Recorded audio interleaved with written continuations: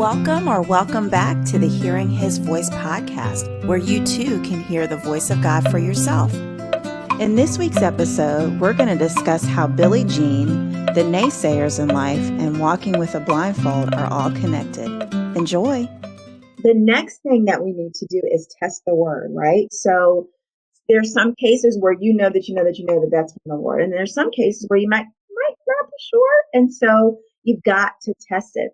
1 Thessalonians 5:21 says, test all things and hold fast to what is good. Phillipians 4:8 says, finally, brethren, whatever is true, whatever is honorable, whatever is right, whatever is true, whatever is lovely, whatever is of good repute, if there is any excellence and if anything worthy of praise, dwell on these things. And so when you hear something that you believe might be from the Lord, it's important to register how you feel and how it makes you feel. Is it something that causes you to want to spend more time with Him? Does it cause you to be more forgiving? Does it cause you to feel more joy?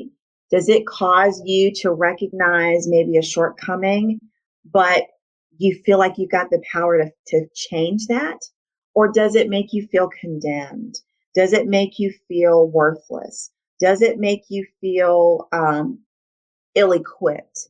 Does it make you feel bad? Does it make you feel scared? And, if you're feeling the negative stuff, chances are it's not from the Lord because He never does that.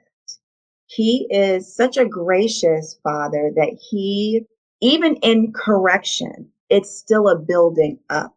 He never tears His children down. He never does that. And so if you feel torn down or worn down or just think about how you're feeling when you are perceiving these things. And so you take the good and you leave the bad, right? We always have the power to choose to accept what we hear. We have the power to choose it, okay? So if you get a word from a person and it doesn't feel like it's for you, move on. Just like, okay, I appreciate it. Throw it away and you move on, right? So you have a choice. You don't have to always accept it, but you do need to do the research. You do need to spend time with the Lord to find out if it is from Him, and if so, what He wants you to do. The next thing I would tell you to do is just take a step, right? Just take a step. So in my own life, and I had mentioned this to you guys a couple of, I'm trying to come up with some new ones. I don't want to keep repeating the same things, but if the Lord says something to you, you have to take a step in that direction. And, we go from faith to faith and glory to glory, right? And so we have to take a step to see if it's real. So when the Lord told me to sell my house, I was like, okay. And so I called a realtor, right? That's a step in the natural that I can do, which doesn't necessarily have a ton of consequences, but I am taking one step closer to what the Lord asked me to do. So I got on the phone, I actually started doing research. I'm like, who's a realtor in the area that I can talk to? And he sort of highlighted this one particular person, because when I started to look in that direction, he was giving me signs. So I saw physical signs for this particular realtor. I had actually met him several years before at an open house because I was just curious about a neighborhood, and I met him and had a really good conversation with him, and the Lord reminded me of him. So I talked to him. I said, hey, this is what the Lord said to me. And he turned out he's a believer. Thank the Lord. And I talked to him and I said, this is what the Lord is saying. I was like, I don't know why He wants me to sell my house. I'm just going to do it. So let's talk. And then he said, well, this is what I think you can sell your house for. So it was also confirmation that, yes, my property can sell. Yes, it can sell in a short period of time. Yes, I can make money if I sold my house today. And that's a powerful thing.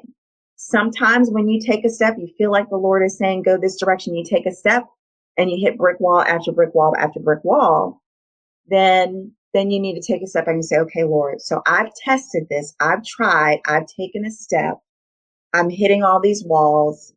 I need some guidance. What do you want me to do? Am I hearing you correctly? And he'll confirm it for you. But in my case, with this particular situation, I just kept getting a green light. Every step I took, I got a green light. And so that's how he leads you. And I always get this one example of taking a step with the Lord when he's telling you something to either do or say or be. I always remember and I watched this video before I came on tonight, is the Billie Jean music video by Michael Jackson.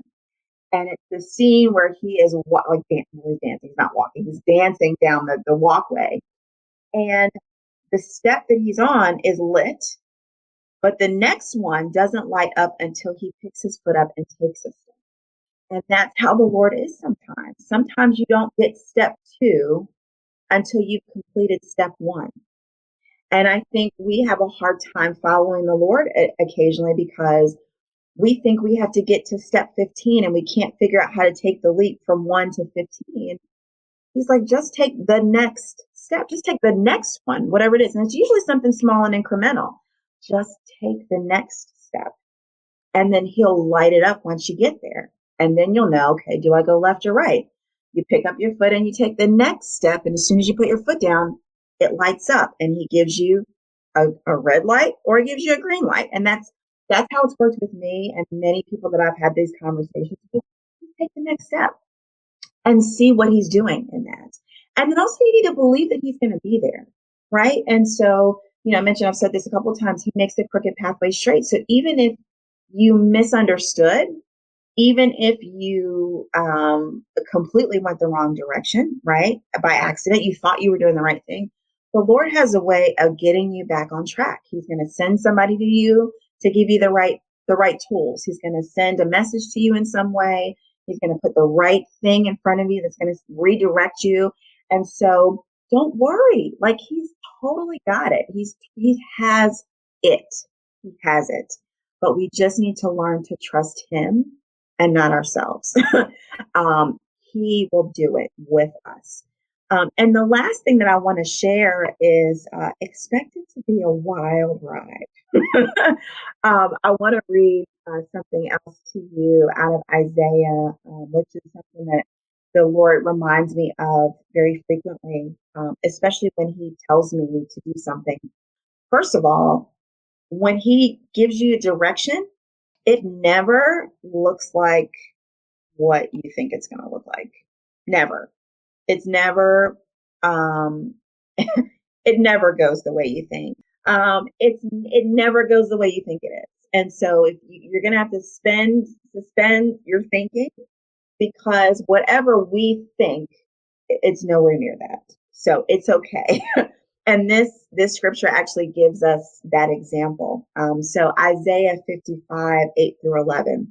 For my thoughts are not, and this is the Lord speaking, for my thoughts are not your thoughts, nor are your ways my ways, declares the Lord. For as the heavens are higher than the earth, so are my ways higher than your ways, and my thoughts than your thoughts.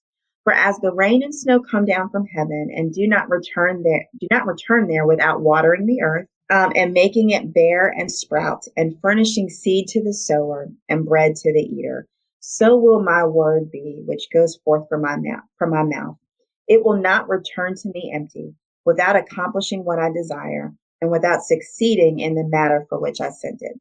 And so he's going to give us direction, but he absolutely intends on making that thing come to pass. But he wants to partner with us. But the way we get there is not the way we think. It is not, right? So we need to do it the Lord's way. Expect for it to be a wild ride. My life has been a roller coaster, but it has been so peaceful. It's been a peaceful roller coaster. I might not know what I'm doing tomorrow. I've met many experiences where I've had to move quickly. Like the last house that I lived in, I had to move out of my house that I was selling, and I had to be in my new house and had no idea where the new house was, but I had to be out of mine. And so for the average person, that's a very stressful situation.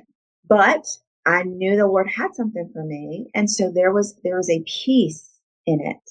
He really does hold your hand, and he really does say, baby girl's going to be okay. And so I don't have to know all of the steps. I just have to walk with him. And that's something that you learn along this journey is to just trust him.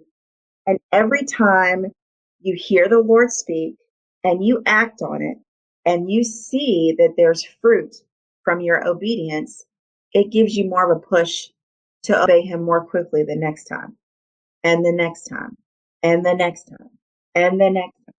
I mean, you begin to trust more quickly. You begin to obey more quickly. Your attitude becomes better, right?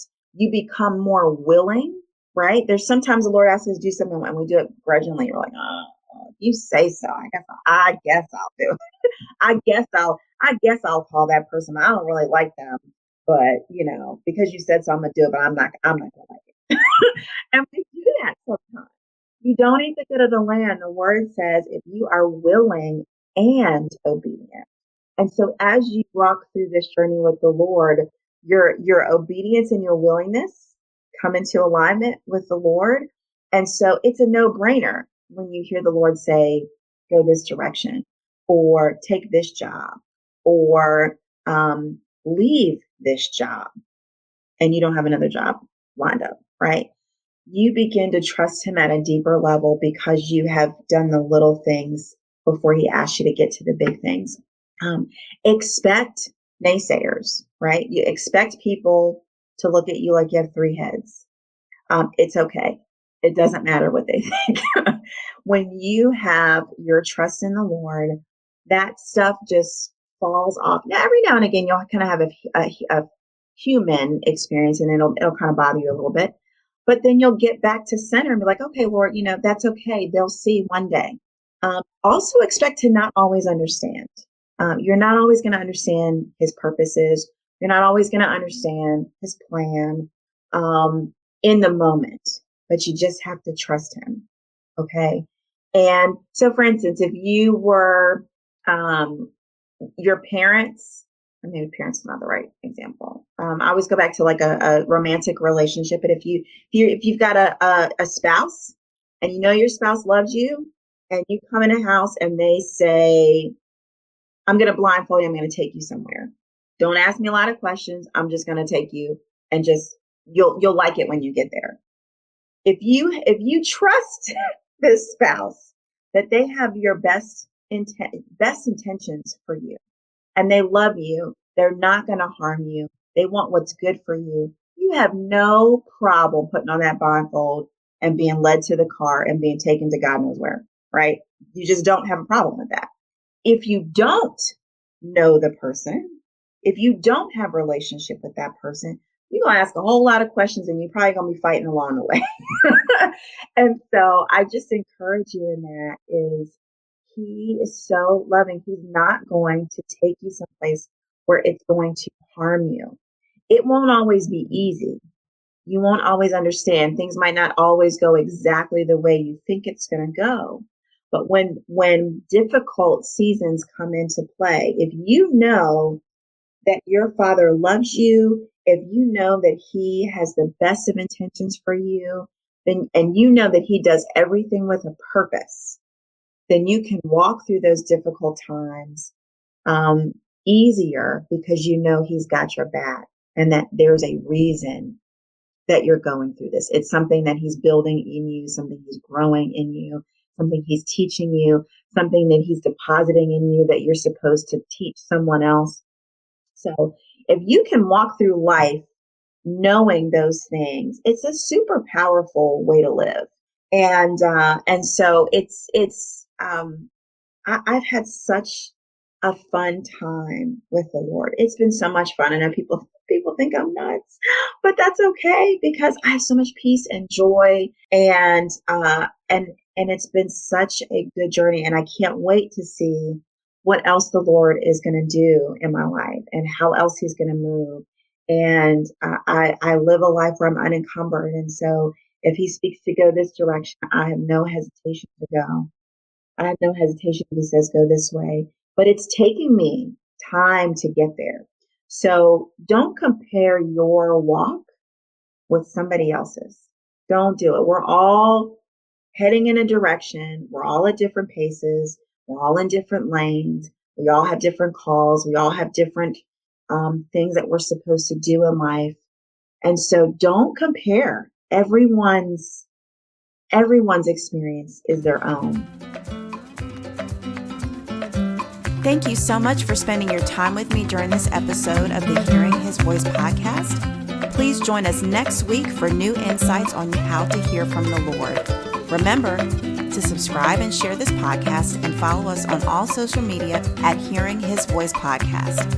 If this episode was meaningful to you or you have a question, please contact me at krystal@hearinghisvoice.com. I look forward to receiving your feedback and answering your questions. And remember, God is calling. How will you respond?